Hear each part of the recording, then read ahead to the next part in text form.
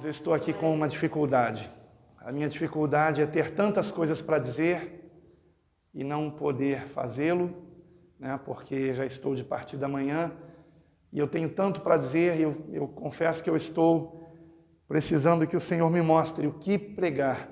O que não falta são mensagens, mas qual delas o Senhor quer que eu compartilhe? E essa é a questão. E eu queria fazer mais uma oração aqui então, em relação a isso, amém? Para que o Espírito Santo venha me mostrar claramente o que eu devo dizer, para a glória de Deus. Ó Senhor, nosso Deus, nosso Pai, uma vez mais nos dirigimos a Ti em oração. Ó Senhor, só o Senhor conhece o coração de cada um dos irmãos aqui e o meu próprio coração, Senhor. Tu sabes também do meu temor, do temor que tenho de trazer alguma coisa da minha carne. Eu não quero, Senhor, falar de mim mesmo. Eu quero, Senhor, ser apenas um instrumento em Tuas mãos. Então eu rogo a Ti, Senhor, usa-me, Pai. Usa-me, Senhor. O que Tu queres, ó Senhor, que eu compartilhe com os meus irmãos, Pai. O que o Senhor quer que eu compartilhe, Pai, nesta última oportunidade que tenho antes de seguir viagem, Senhor. Ó Senhor, fala conosco, Pai. Fala conosco, Senhor. O que o Senhor quer, ó Deus, que eu diga, que isto seja, Senhor, para a Tua glória. Ajuda-me, Senhor, a compreender a Tua vontade e a trazer uma palavra na direção do Teu Espírito Santo, para a Tua glória, Senhor. Ó Senhor, eis-me aqui, Senhor. Fala conosco, fala através do Teu servo, para a Tua honra e glória, em nome do Senhor Jesus. Assim eu rogo a Ti e agradeço que o Teu Espírito fale conosco e toda a glória seja dada a Ti. Amém. E graças a Deus. Amém. Glória a Deus. Queridos irmãos, antes de nós abrirmos a palavra de Deus, eu gostaria de dizer, eu sei que a maioria de vocês sabem disso, que eu estive pela manhã em Carlos Prates, né, levando a palavra de Deus também, num culto maravilhoso. Foi maravilhoso estar ali com os irmãos, eu e minha esposa. E nesta manhã, na manhã de hoje, naquela oportunidade, ou nesta oportunidade, eu pude ali trazer também um estudo bíblico, e cujo tema que eu senti que deveria compartilhar com os irmãos foi sobre escatologia. Falei ali sobre a questão do grito da meia-noite, né? E verdade é que ao longo de todo o dia eu fiquei meditando nessa questão do grito da meia-noite. E o Espírito Santo me fez lembrar de algumas passagens na palavra de Deus, onde a meia-noite é mencionada. E uma delas se encontra em Atos capítulo 20. Eu gostaria de compartilhar com vocês. Atos capítulo 20. Esta é uma das passagens onde nós encontramos mencionado o grito da meia-noite. Ou melhor, a meia-noite, não o grito da meia-noite, mas a meia-noite. Que eu creio que não por acaso é mencionado aqui. Versículo de número 7.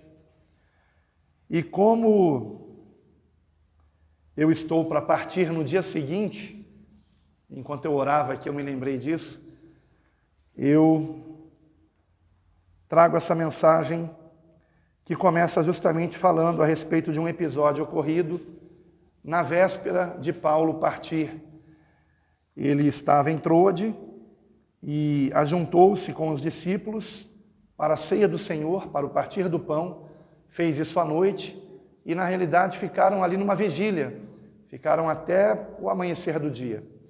E no meio dessa vigília, por volta da meia-noite especialmente, esse é o ponto crucial, por volta da meia-noite, acontece um fato trágico, mas que veio a depois ser um grande milagre e fazer com que o nome do Senhor fosse glorificado. Mas há uma grande lição aqui que eu quero compartilhar com os irmãos.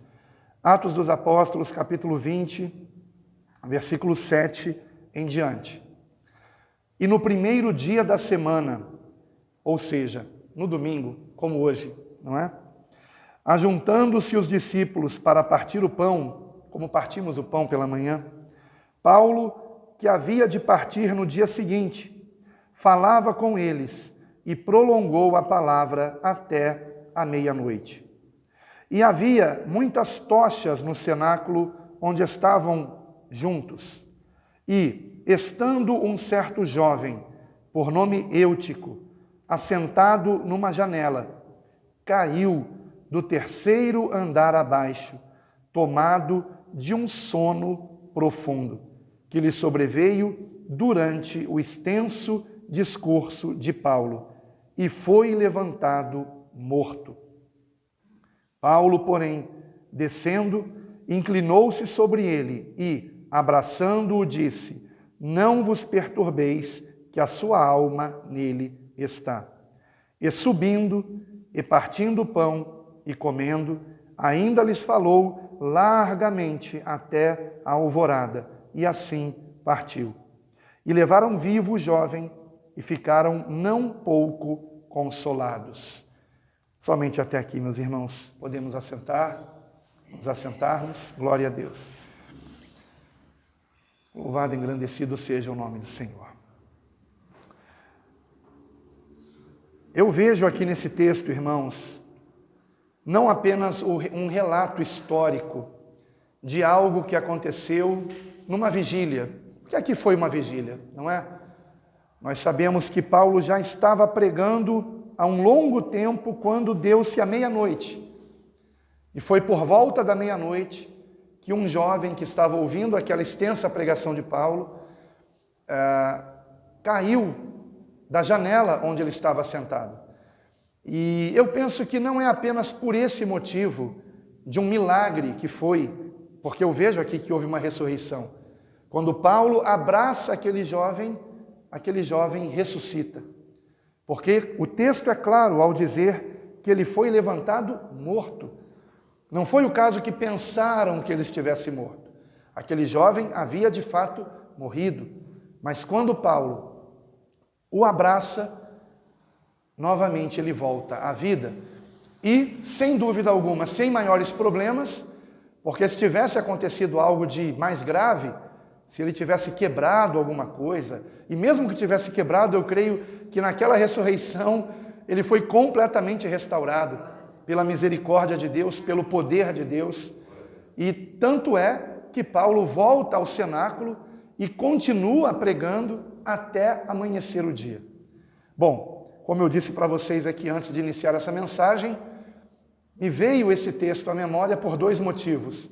Pelo fato de que ele trata da meia-noite, e hoje pela manhã eu falei sobre a meia-noite em Carlos Prates. A aula não chegou a ser gravada, mas eu tenho pregações e estudos a respeito disso também no canal A Deus Toda a Glória. E também me veio esse texto à mente porque Paulo no dia seguinte iria partir. Mas calma, eu não estou me comparando nem a Paulo e nem estou dizendo que eu vou ficar pregando aqui até amanhecer o dia, tá, irmãos?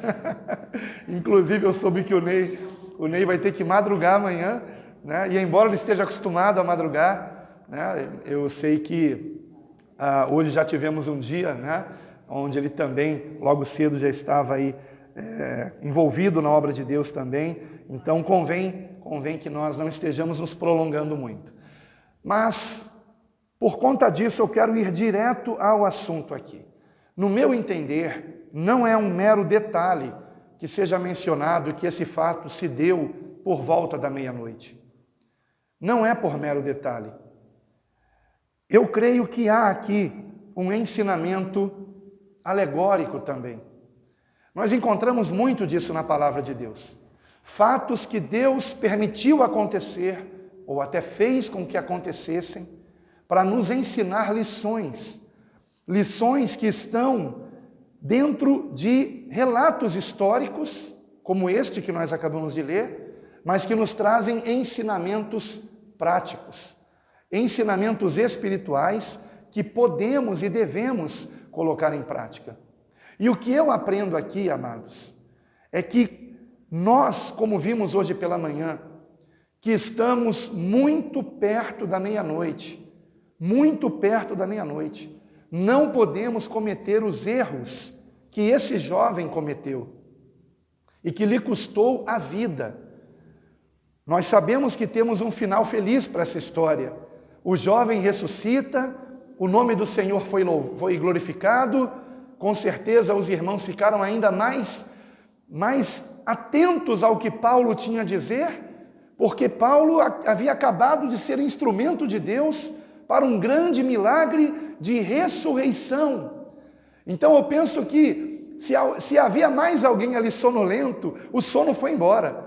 Depois desse acontecimento, o sono foi embora e Paulo, percebendo que os irmãos estavam atentos ao que ele estava dizendo, continuou os ensinando a palavra até amanhecer o dia. Por que Paulo continuou ensinando a palavra até amanhecer o dia? Porque ele sabia que seria a sua última oportunidade. Ele não estaria passando novamente por ali. Paulo tinha uma rota, tinha um objetivo, e nesta rota ele não retornaria por aquele caminho. Então, Paulo sabia muito bem que esta era uma oportunidade única de trazer ensinamentos muito importantes em relação ao Evangelho, em relação à boa nova que ele apregoava, que ele mesmo disse que havia recebido de uma revelação direta do Senhor, o mesmo Senhor Jesus que no caminho de Damasco o chamou para ser apóstolo, para pregar aos gentios, para levar o Evangelho até os confins da terra. Paulo foi o maior dos pregadores, de todos que a palavra de Deus relata. Embora ele não tenha sido um dos 12 escolhidos por Jesus no seu ministério público, foi escolhido pelo Jesus ressurreto. E recebeu de Cristo uma revelação que os apóstolos, os 12, demoraram um pouco a compreender. Que a mensagem do Evangelho é uma mensagem de graça. É uma mensagem de um favor imerecido. Não por nossas boas obras, não por cumprirmos a lei, mas tão somente por depositarmos a nossa fé em Cristo, que verteu seu sangue na cruz do Calvário por nós. E eu imagino o quanto Paulo estava ensinando isto e deixando bem claro para aqueles que o estavam ouvindo que a salvação é pela graça, por meio da fé, e que esta graça nos ensina a vivermos em santidade e justiça, dando muito fruto para a glória de Deus, mas não para sermos salvos, mas porque somos salvos. Portanto, todo salvo fará boas obras, dará bons frutos, se desviará do mal, procurará viver em santidade, não para ser salvo, mas porque é salvo, porque temos o Espírito Santo. E eu imagino Paulo se prolongando nestes ensinamentos. E mais um detalhe que o texto conta é que haviam muitas tochas no cenáculo. Na versão ACF está escrito havia muitas luzes, mas quando vamos para o grego, para o original, a palavra ali é tochas, ou seja, sim, tochas iluminam. Mas por que é importante compreendermos que eram tochas? Porque a luz de uma tocha é uma luz que é estremecida, que faz com que a sombra que está na parede fique se movendo. Se vocês já viram uma iluminação de tocha, vocês sabem como é. Até mesmo uma iluminação de vela faz isso. Faz com que a nossa sombra fique se movendo. E o texto diz que haviam muitas tochas. Então imaginem as sombras se movendo, né? Criando um clima propício para a sonolência. E tem mais um detalhe, a fumaça que saía da tocha, embora fossem tochas que não causassem aquela fumaça negra, mas aquela fumaça que saía da tocha, mesmo invisível, ela também causava sono. Então o texto menciona isso não por acaso. Por que o texto menciona que haviam muitas tochas no cenáculo? Justamente porque isto era um clima propício para dar sono. Então, nós não podemos, assim, condenar o jovem por ter sentido sono, porque talvez qualquer um de nós poderíamos também sentir sono nessa hora. E eu penso que, irmãos, não por acaso também é mencionado que esse jovem adormeceu perto da meia-noite. Vocês conhecem a parábola de Jesus das 10 virgens, que aliás eu mencionei hoje pela manhã em Carlos Prates. Naquela parábola, as 10 virgens adormeceram porque o noivo tardava a voltar, tardava a surgir, melhor dizendo. E eu digo voltar porque nós estamos aguardando a volta do Senhor Jesus. E sabemos que essas 10 virgens representam a igreja.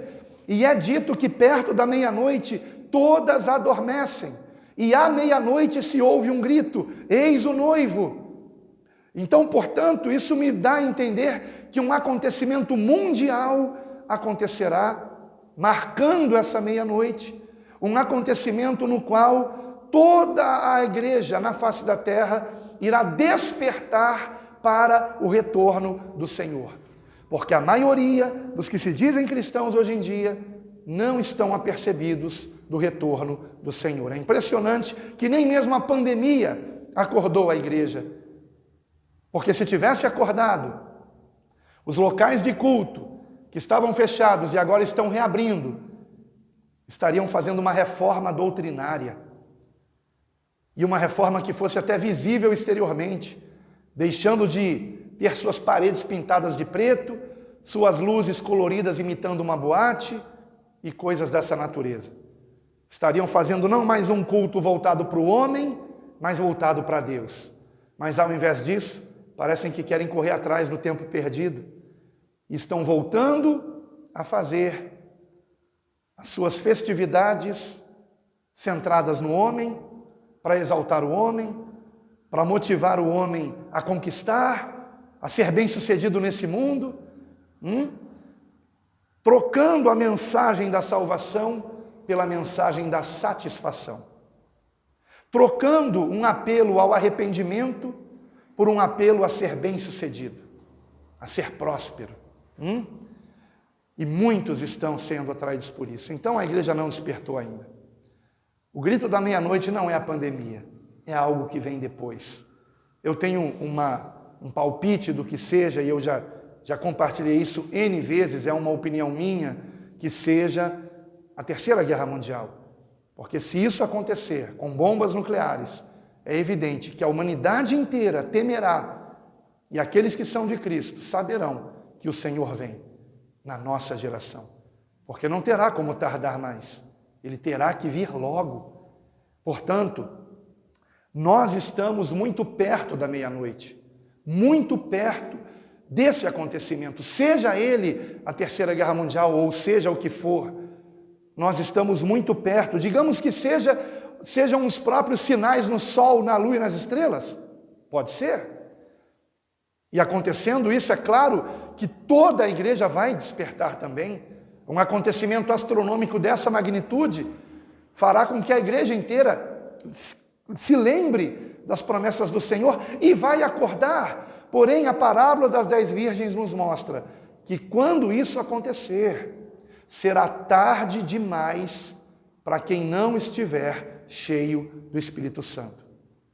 E o que eu quero chamar a sua atenção aqui, neste texto, é para o fato de que aquele jovem, ele só foi a óbito, ele só teve aquele acontecimento trágico, porque ele estava assentado na janela. Se ele não estivesse assentado na janela, se ele estivesse junto dos demais, vejam que interessante, o texto nos mostra também este detalhe. Versículo 8, e havia muitas luzes no cenáculo onde estavam juntos. Mas quem está na janela está retirado. E quem está na janela não está atento apenas ao que está dentro do cenáculo, está atento também ao que está do lado de fora. Portanto, é alguém que pode estar distraído. E eu penso que não por acaso essa história está relatada nos mostrando que nesse tempo final, quando nós estamos perto da meia-noite, é um tempo no qual, queridos irmãos, nós não podemos nos distrair. Não podemos nos distrair. E eu não sei quantos já notaram que não por acaso a indústria do entretenimento é a segunda indústria do mundo mais próspera. A primeira é a farmacêutica e a segunda é a do entretenimento, que promove filmes, que promove filmes, séries, cinema, TV, e que promove também videogames, indústria do entretenimento. Distrair as pessoas. Como isso é lucrativo? Por quê? Porque as pessoas, nesse tempo, estão desapercebidas de que deveriam usar o seu tempo com sabedoria. E ao invés disso, perdem tempo com filmes, novelas, séries, jogos, distrações. Netflix é tão barato e a pessoa pode ver quantos filmes ali, não é? E hoje há pessoas viciadas em Netflix, pessoas viciadas em séries, viciadas em filmes, viciadas em videogames, quando deveriam usar esse mesmo tempo para orar, para meditar na palavra, para pregar o Evangelho. O tempo se abrevia. E nesse tempo final, precisamos usá-lo com sabedoria. Lembram que eu, pela manhã, fiz a leitura de um versículo no Salmo 90, falando que os dias da vida de um homem sobre a terra são 70, e quando chegam a 80 é com canseiro e enfado. O versículo seguinte vai dizer, aliás, 2 versículos após: ensina-nos a contar os nossos dias com sabedoria. Nós precisamos aprender a remir o tempo. E esse conselho do Salmo 90 é um conselho para nós, queridos irmãos. É um conselho que o Senhor está nos dando para que nós não venhamos, nesse tempo final, nos distrairmos. Eu quero lembrar a vocês o que diz o Salmo 90, que foi mencionado pela manhã, lembrando que nós estamos vivendo nessa última geração, nesse tempo da última geração, da geração que viu Israel voltar a ser uma nação, que viu a figueira voltar a dar folhas. Versículo 10: os dias da nossa vida chegam a 70 anos, e se alguns, pela sua robustez, chegam a 80 anos, o orgulho deles é canseira e enfado, pois cedo se corta e vamos voando. Quem conhece o poder da tua ira? Segundo és tremendo, assim é o teu furor. Ensina-nos a contar os nossos dias de tal maneira que alcancemos corações sábios. Esse versículo, que é muito usado para saudações de felicitação de aniversário, não é verdade? Usamos muito para isso, eu mesmo já usei muito para isso. Esse versículo que usamos para felicitações de aniversário, na realidade, é um versículo profético para esta última geração, que mais do que qualquer outra, precisa usar o seu tempo com sabedoria. Com sabedoria.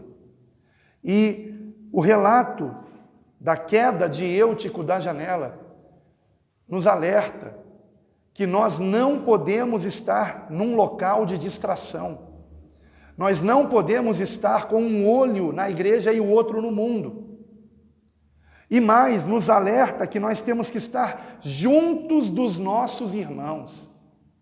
Em Hebreus capítulo 10, versículo 25, nós temos uma advertência a respeito desse tempo final, irmãos.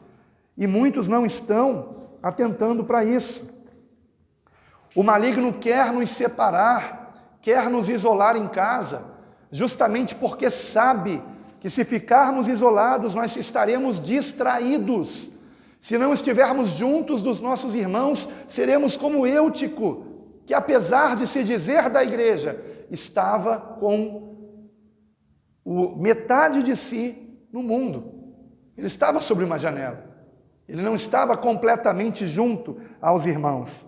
E no versículo de número 25 está escrito: não deixando nossa mútua congregação. Em algumas outras versões diz, não deixemos de congregar, como é costume de alguns, antes admoestemo-nos uns aos outros, e tanto mais, quanto vedes que se vai aproximando aquele dia, o dia do Senhor. A versão ACF traduz um termo grego aqui como admoestando-nos, mas a melhor tradução é encorajando-nos. Ou seja, a palavra nos ensina a nos encorajarmos mutuamente, e para que isso aconteça, precisamos congregar. Para motivarmos nossos irmãos a permanecerem em Cristo, a permanecerem crescendo na graça de Deus em Cristo Jesus. Porque quando crescemos na graça, crescemos em santidade e amor ao próximo. E logo após a parábola das 10 virgens, nós encontramos também a parábola dos talentos, de alguém que tirou a mão do arado, digamos assim, de alguém que ao invés de usar o seu talento para a glória de Deus, ele preferiu nada fazer. E depois encontramos a parábola do Senhor na sua vinda, separando os bodes das ovelhas. E qual era a diferença entre um e outro? Porque um amava o seu próximo e o outro não. Então nós temos que tomar muito cuidado nesse tempo final, porque essas parábolas de Cristo estão no sermão escatológico. E no sermão escatológico de Cristo, ele nos conta 7 parábolas, e a primeira delas é a parábola da figueira, que nós vimos hoje pela manhã no estudo bíblico. Nos conta 7 parábolas, e dentre estas parábolas, estas 3 que eu acabei de mencionar.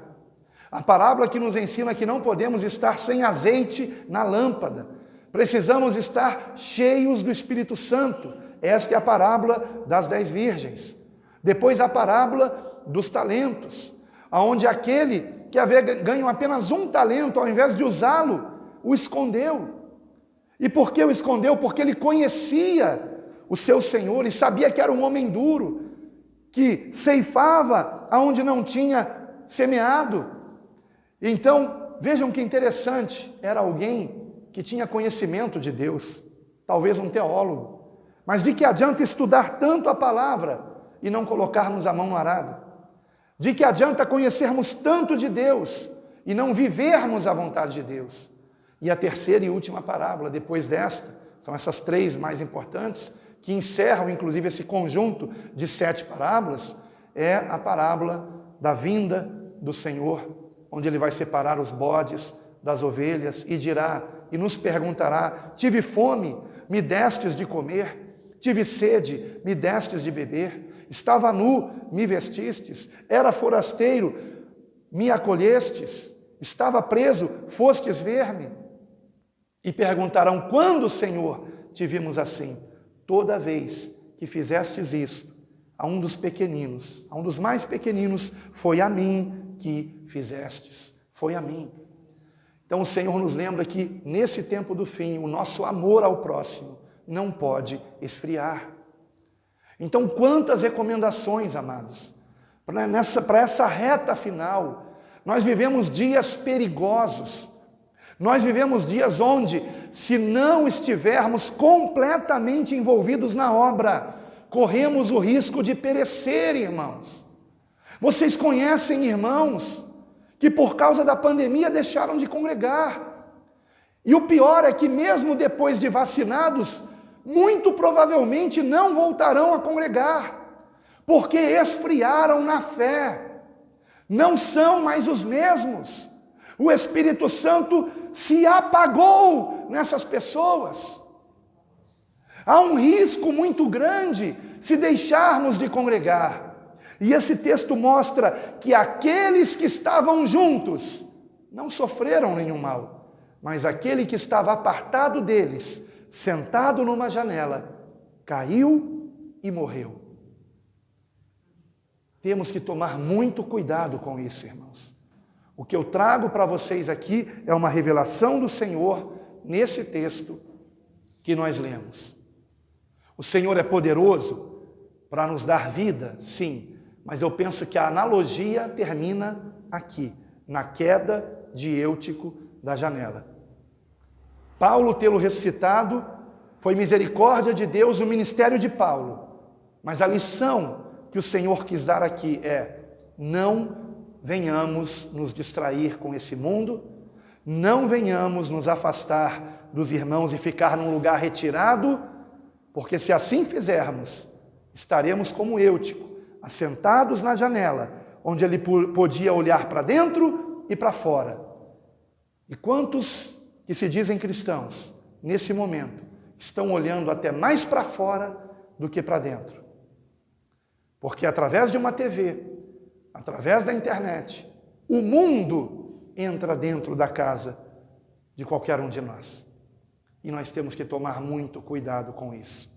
Eu termino com a leitura de um texto que está que está em Lucas capítulo 21, que é também dentro do sermão escatológico do Senhor Jesus, que nos chama à vigilância nesse tempo final, amados. Evangelho segundo Lucas, capítulo 21, versículo 34. É desta forma que eu vou ler aqui agora, que se conclui o sermão escatológico de Cristo no Evangelho segundo Lucas. São os conselhos finais do Senhor para nós, para essa geração. Vamos ler também o 32, para nos lembrarmos da aula de hoje de manhã. Em verdade vos digo que não passará esta geração até que tudo aconteça. Passará o céu e a terra, mas as minhas palavras não hão de passar. E olhai por vós, não aconteça que os vossos corações se carreguem de glutonaria, de embriaguez e dos cuidados da vida, e venha sobre vós de improviso aquele dia, porque virá como um laço sobre todos os que habitam na face de toda a terra. Vigiai, pois, em todo o tempo orando, para que sejais havidos por dignos de escapar de todas estas coisas que hão de acontecer e de estar em pé diante do Filho do Homem. Somente até aqui. Aqui se conclui o sermão escatológico do Senhor. Na versão ACF, no versículo 36, está escrito: sejais havidos por dignos de evitar todas estas coisas, mas quando vemos no original, o termo traduzido como evitar é escapar de. Então, é como se o Senhor estivesse nos dando escape. Não somos nós que vamos evitar, Ele é que há de nos guardar. Mas para que o Senhor nos guarde, nós precisamos olhar por nós mesmos. E olhai por vós significa vigilância. Tanto é que no versículo 36 ele diz: vigiai, pois, em todo o tempo. E como é que vigiamos? Orando. Vigiai, pois, em todo o tempo, orando. O versículo de número 34 nos mostra a respeito do que nós temos que vigiar. Olhai por vós, não aconteça que os vossos corações... Vejam que interessante.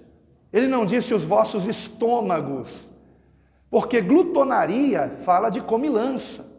E comilança fala daquilo que vai para o estômago, vai para o ventre, e não para o coração. Então, a glutonaria a respeito da qual o Senhor está falando aqui, não é uma glutonaria de comida, é uma glutonaria daquilo que vai para o coração. E o que é que entra no nosso coração? Aquilo que pelos nossos olhos entram no nosso ser. O que entra pela nossa boca vai para o ventre, mas o que entra pelos nossos olhos e pelos nossos ouvidos vai para o nosso coração. O Senhor está nos ensinando a vigiarmos em relação àquilo que entra no nosso coração. E é interessante que o que entra pelo coração o que entra no coração é o que entra pelos olhos e pelos ouvidos. Isso vai para o coração. E não por acaso, com o advento da tecnologia, que de manhã eu disse que no meu entender é o que diz respeito à hora da tentação, que faz com que a nossa geração, essa última geração de cristãos, seja a geração mais tentada de toda a história humana. Porque nunca em toda a história humana o ser humano teve tanta facilidade para pecar e foi tão assediado ao pecado como agora. Então nós vivemos um tempo extremamente perigoso, extremamente perigoso. E não por acaso o aparelho que mais traz o mundo para dentro de casa se chama tele, que é ouvir em grego, visão. O que entra pelo ouvido, o que entra pelos olhos. Não por acaso. Né? Porque através desse aparelho, você está colocando o mundo dentro da sua casa e você está se contaminando com esse mundo, mas ao mesmo tempo dizendo que é de Deus, que você é de Deus, que você é de Cristo.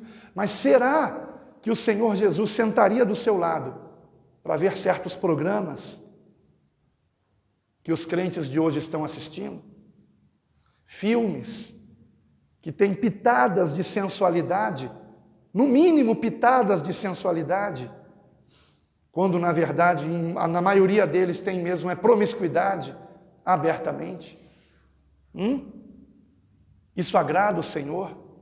Qual é o conselho do Senhor para nós, para a última geração? Tomem cuidado com o que entra pelos seus olhos e pelos seus ouvidos, porque isto vai para o coração. Tomem cuidado, tomem cuidado. Lembrem-se que o Senhor Jesus disse: se a tua mão direita te faz pecar, corta e lança-a de ti. Porque melhor é que você entre maneta no reino de Deus do que tendo as duas mãos ir para o inferno. Claro que o Senhor não está ensinando nós a nos mutilarmos, não, mas está nos ensinando a tirarmos da nossa vida qualquer coisa que nos leve ao pecado, irmãos. Qualquer coisa que nos faça pecar. Se alguém entrando num banheiro com celular vai pecar, entre no banheiro deixando o celular do lado de fora. Se alguém estando sozinho em casa, ao ligar o computador vai pecar, não ligue o computador sozinho em casa. São atitudes práticas que nos protegem do pecado. E, irmãos, a pornografia é um vício que os estudiosos dizem que é semelhante ao da cocaína.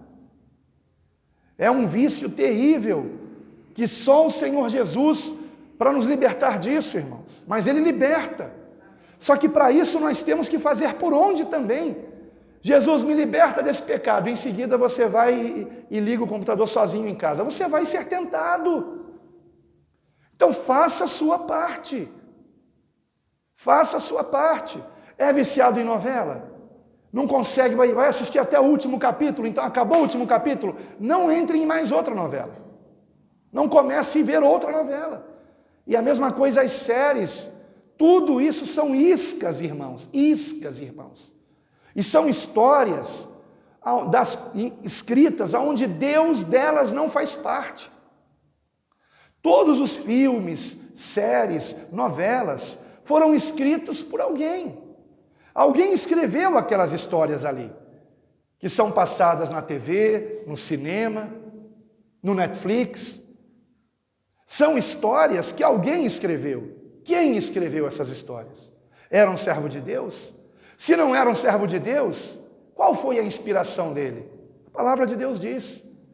A inspiração dele foi o Espírito que agora opera nos filhos da desobediência. Foi o Espírito que agora opera nos filhos da desobediência. E como é que nós, que amamos o Senhor, vamos ficar assistindo filmes, séries, novelas, até desenhos escritos por pessoas movidas por demônios, inspiradas por demônios? Essas histórias induzem as pessoas ao pecado. A maioria delas tem final feliz. Sem Deus, sem Deus. E alguém que passa a sua vida vendo histórias onde o final é feliz sem Deus, certamente não será alguém que vai buscar a Deus na sua vida. Porque ele está sendo induzido a crer que tudo vai bem sem Deus. Aliás, se alguém quiser procurar na internet, coloque essa frase: tudo vai bem sem Deus. Alan Capriles do lado. É o título de um artigo que eu escrevi no meu blog anos atrás, quando o Senhor me mostrou que os filmes, novelas, séries não passam de parábolas de Satanás. E a humanidade, em 50 anos, se tornou completamente imoral por influência disto, da televisão. Não estou dizendo que você não possa ter uma televisão em casa. Por favor, cuidado para não me interpretar mal. Mas eu estou dizendo que se você usar uma televisão, você tem que usar com muita sabedoria. No meu entender, não é mais possível se assistir à TV aberta, com um monte de propagandas sujas entre um programa e outro. E mesmo que você queira assistir um programa que aparentemente é, por exemplo, um noticiário, hoje a maioria dos repórteres ali, os jornalistas, são âncoras. Eles colocam a opinião deles, né? E sempre essas opiniões são opiniões contrárias à nossa fé. Sempre, irmãos. São opiniões contrárias à nossa fé, promovendo tudo aquilo que não presta. E se nós não prestarmos atenção, acabamos sendo influenciados por isso. Certa vez, uma senhora disse para mim, pastor, não se preocupe, eu já tenho mais de 60 anos de idade e se eu assistir novela, eu não vou me tornar homossexual por causa disso. Eu disse, é claro que não. Você não vai se tornar homossexual, porém, você vai achar que o homossexual é uma coisa normal e que não tem nenhum problema nisso. Então não é que você vá se tornar um homossexual por assistir um filme, uma novela ou um assassino, mas você vai começar a ver o mal como se fosse uma coisa boa. Por influência da mídia, por influência de algo que não é criado por servos de Deus. Então precisamos mais do que nunca, queridos, atentar para o conselho do Senhor para esta geração que é a última geração. Irmãos, é evidente que estamos na reta final. Evidente. Evidente. Por exemplo, tentamos fazer um batismo em Juiz de Fora ontem, que sexta-feira, que quando nós tentamos realizar, né, o rio praticamente já não existia mais, seco, porque o batismo que a mãe do irmão tinha feito tinha sido há 22 anos atrás, e em 22 anos aquele rio praticamente secou. E quantos são os rios que estão realmente secos? Eu passo às vezes por cima de pequenas pontes, percorrendo essas estradas do Brasil, pontes sobre o rio tal, e aí eu olho para baixo, cadê o rio? Não tem rio mais nenhum, é só mato. Acabou o rio, não tem mais rio ali. E os rios que tem, poluídos. E os oceanos, hiperpoluídos. Peixes e mais peixes morrendo, porque estão comendo plástico, e estão morrendo por conta disso. Por conta da poluição nos mares, que está absurda. Então, sabemos que realmente estamos na reta final. Inclusive, o mundo entrou num processo climático irreversível, onde cada ano que se passa, as catástrofes climáticas são mais fortes, o que vai ocasionar mais fome, porque muitas plantações se perdem, e vai ocasionar também com isso mais pobreza e mais violência, e então entramos num ciclo irreversível profetizado pelo Senhor e que só tende a piorar até a sua vinda. Mas se nós formos como Noé, formos como... são 3 nomes. Sim, eu só lembrei desses 2 também. Noé, Daniel e Jó. Eu tenho uma pregação com esse título, porque o profeta Ezequiel ele nos chama atenção para isso. Se formos como Noé, Daniel e Jó, nós conseguiremos escapar do juízo de Deus. E é disso que o Senhor está falando aqui. Olhai por vós. Versículo 34. Não aconteça que os vossos corações se carreguem de glutonaria, de embriaguez. Essa palavra traduzida como embriaguez é intoxicação. E isso intoxica, irmãos.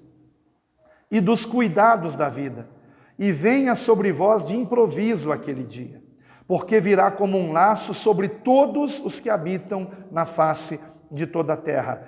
Vigiai, pois, em todo o tempo, orando, para que sejais havidos por dignos de escapar de todas essas coisas que hão de acontecer e de estar em pé diante do Filho do Homem. Louvado seja o Senhor. Não é tempo de nos distrairmos, irmãos.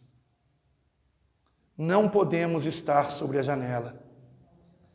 Não podemos ficar dando uma espiadinha no mundo, curiosos com as novidades que o mundo apresenta, os novos filmes, as novas séries. Lembrem-se, quem escreveu essas histórias não tinha o Espírito Santo.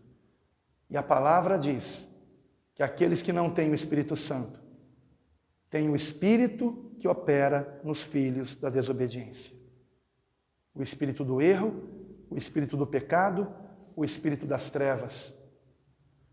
Mas que venhamos nos encher do Espírito Santo de Deus. Que venhamos estar juntos, dando ouvidos à palavra de Deus, como Paulo aqui estava pregando e pregando longamente, e todos ficaram até o fim. E o único que teve um desfecho trágico foi aquele que não estava reunido com os irmãos e que estava sobre uma janela, dividido com o mundo. Que nós venhamos estar completamente comprometidos na igreja do Senhor, congregando com os nossos irmãos, nos motivando uns aos outros, à fé, ao amor, à santificação, para a glória de Deus, porque perto está o Senhor. Amém? Oremos, irmãos, que o Senhor venha confirmar essa palavra em cada coração. Não brinquem com isso. E eu faço um apelo aqui, quem está aqui nessa noite, se vocês puderem, perseverem em congregar aqui também. Precisamos resgatar vidas nessa região. Eu deixei alguns folhetos evangelísticos com o pastor, para depois ele reproduzi-los ainda mais. O folheto O Decreto, chamando as pessoas ao arrependimento. E nós precisamos fazer com que, para a glória de Deus, o verdadeiro evangelho seja conhecido. E as pessoas acordem para esse momento que nós estamos perigosíssimo. Queridos irmãos, quando nós vemos a situação geopolítica do mundo, uma terceira guerra só não começou ainda, porque Deus não permitiu. Apenas por isso, irmãos. Porque o mundo está como uma panela de pressão prestes a estourar, a explodir. E só não aconteceu ainda, porque Deus não permitiu.